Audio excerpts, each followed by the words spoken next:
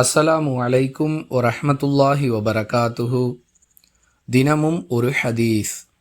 ஒப்புக்கொள்ளப்பட்ட ஹஜ்ஜுக்கு சொர்க்கத்தை தவிர வேறு கூலி இல்லை என்று அல்லாஹுவின் தூதர் ஸல்லல்லாஹு அலைஹி வஸல்லம் அவர்கள் கூறினார்கள். அறிவிப்பவர் அபூ ஹுரைரா ரலியல்லாஹு அன்ஹு. நூல் புகாரி, ஹதீஸ் எண் 1773. அன்பிற்குரிய அல்லாஹுவின் நல்லடியார்களே, யாருடைய ஹஜ் அல்லாஹுவிடம் ஏற்றுக்கொள்ளப்பட்டதோ அவருக்கு சொர்க்கத்தை தவிர வேறு கூலி இல்லை என்று சொல்லக்கூடிய இந்த ஹதீஸிலிருந்து நாம் பல பாடங்களை கற்க வேண்டிய தேவை இருக்கிறது. முதலாவதாக, நம்முடைய ஹஜ் ஏற்றுக்கொள்ள தகுதியானதாக இருக்க வேண்டும். அதற்கு அடிப்படையான அம்சம் என்னவென்றால், நம்முடைய ஹஜ்ஜை அல்லாஹுடைய திருப்திக்காக மட்டுமே செய்ய வேண்டும்.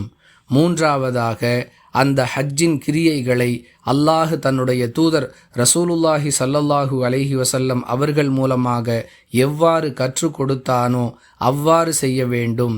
இதுபோன்ற நிபந்தனைகளை உள்ளடக்கியதாக அந்த ஹஜ் இருக்கும் பொழுது நிச்சயமாக அதை அல்லாஹ் ஏற்றுக்கொள்வான் என்று உறுதியாக நம்ப வேண்டும்.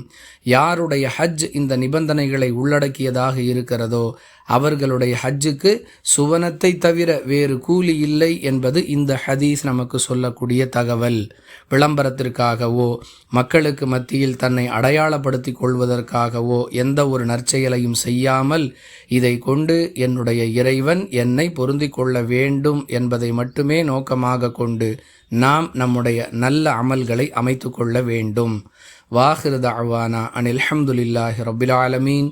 அஸ்ஸலாமு அலைக்கும் வரஹ்மத்துல்லாஹி வபரகாத்துஹு.